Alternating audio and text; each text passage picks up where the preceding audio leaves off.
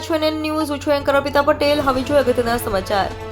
DCB દ્વારા ડ્રગ્સનો 9,89,250નો જથ્થો ઝડપી પાડ્યો.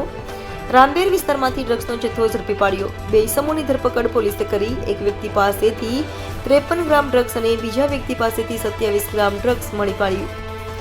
અગાઉ પકડાયેલ ડ્રગ્સની પેડલર હિનાના સગા સંબંધી છે આરોપીઓ. એક ઇસમ પાસેથી 400 ક્રિસ્ટલ પાવડર મળી આવ્યો.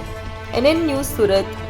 દર્શક મિત્રો, એનએન ન્યૂઝને લાઇક, શેર, સબસ્ક્રાઇબ કરો, બેલ આઇકન પ્રેસ કરો જેથી આપને નોટિફિકેશન્સ મળતી રહે.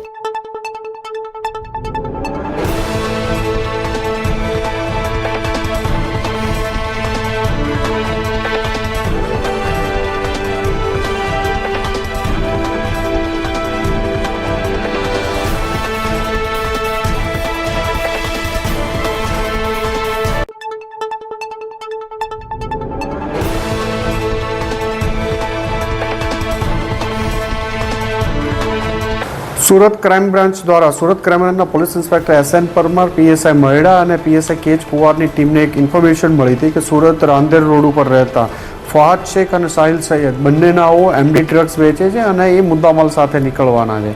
આ બાતમી આધારે પોલીસ ઇન્સ્પેક્ટર SN પરમાર તથા એમની ટીમ દ્વારા સુરત રાંદેર રોડ ઉપર અમર ચિલ્ડ્રન હોસ્પિટલ પાસે આ બંનેને એક બાઇક ઉપરથી બગમેન બાઇક ઉપરથી પકડવામાં આવ્યા અને આ બાઇક ઉપરથી પકડવામાં આવ્યા અને એમની અંગ ઝડતી કરતાં એમાંથી 53 ગ્રામ જેટલું MD ડ્રગ્સ મળી આવ્યું હતું, જેની કિંમત 5,38,000 જેટલી થાય છે.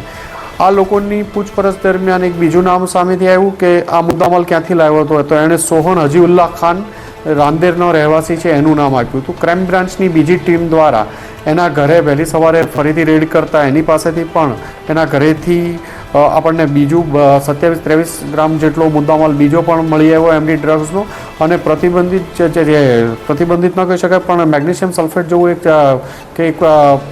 એસિટિક વસ્તુ ત્યાં એમના ઘરેથી શંકાસ્પદ પદાર્થ મળી આવ્યો છે, જે 1400 ગ્રામ જેટલો છે અને એ આની સાથે મિક્સ કરતો હતો એવું એમનું પ્રાથમિક દ્રષ્ટિએ કહેવું છે. અને બંને જગ્યાએ અલગ અલગ રાંદેર પોલીસ સ્ટેશનમાં અને ક્રાઇમ બ્રાન્ચમાં ગુનો દાખલ કરી આ લોકોની ધરપકડ કરી અને તપાસ ચાલુ છે. સોહન અને ફહાદ અને સાહિલ બંને 2022માં 33 ગ્રામ કોકેન સાથે સુરતમાં પકડાઈ ચૂક્યા છે.